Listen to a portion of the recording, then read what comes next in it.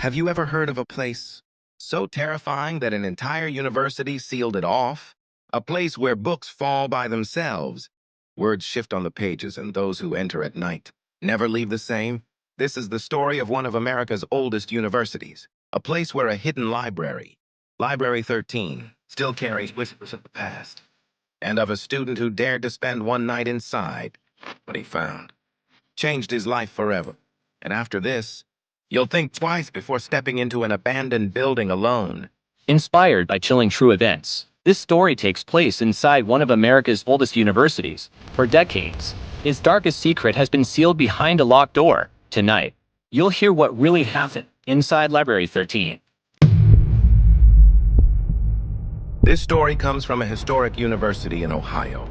The campus was built in the late 1800s, and its pride was a massive central library. Over the years, new buildings replaced the old ones, but one section of the original library, known only as Library 13, was locked away.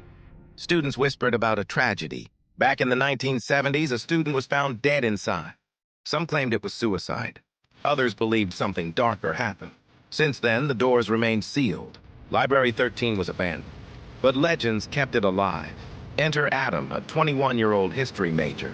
He was fascinated by paranormal stories, always chasing after mystery. When he heard about Library 13, he made a decision. He would go inside.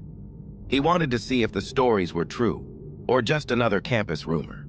One cold November night, Adam snuck inside with a flashlight and a camera. The wooden doors creaked open after decades of silence. Inside, everything smelled of dust and rot. Old shelves leaned against the walls. Books were stacked untouched for years. He turned on his camera and started recording. For the first half hour, nothing happened. And then, a book suddenly fell from the shelf. No one was there. When Adam picked it up, the pages were blank. But under his flashlight, words began to appear slowly. They read, "You shouldn't be here." Adam froze. His heart raced, but curiosity pushed him deeper. Soon he heard it. Whispers. Soft, broken voices coming from behind the shelves. "Leave, now!" He swung his flashlight around. Nothing. Then bang! The doors slammed shut behind him. On his camera, something flickered. A shadowy figure standing by the shelves with glowing red eyes. Adam forced himself toward the chalkboard at the far end of the room. There, written in faded letters, were the words, 1976, she's still here. Terrified, he dug into university archives later and confirmed it. In 1976, a girl named Emily vanished in Library 13. Her body was never found. Students believed her spirit was trapped inside, waiting for someone to notice her. Suddenly, books started flying off the shelves on their own. Papers ripped through the air like a violent storm. And then he saw her. A pale girl in a white dress, hair covering her face, eyes glowing faint red. She walked slowly toward him. Each step made the air colder, his breath turning white in the beam of his flashlight. He ran to the door. It was locked. The girl tilted her head back and whispered in a chilling voice, "Read my book."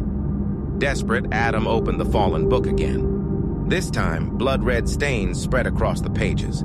The words formed slowly. "I never left." The floor trembled, the shelves shook, and his flashlight flickered out. In total darkness, he felt something rush past him. Then, the door burst open. Adam ran outside, gasping for air, collapsing on the cold ground. When he later reviewed his footage, he was shocked. There were no flying books, no whispers, no girl, just Adam, pacing nervously in the dark. Talking to himself, Adam never returned to Library 13. Even today, the room is locked. Students still say that on cold nights you can hear a book drop inside. And if you're unlucky enough to be near the door, you might hear a voice whisper, "Read my book."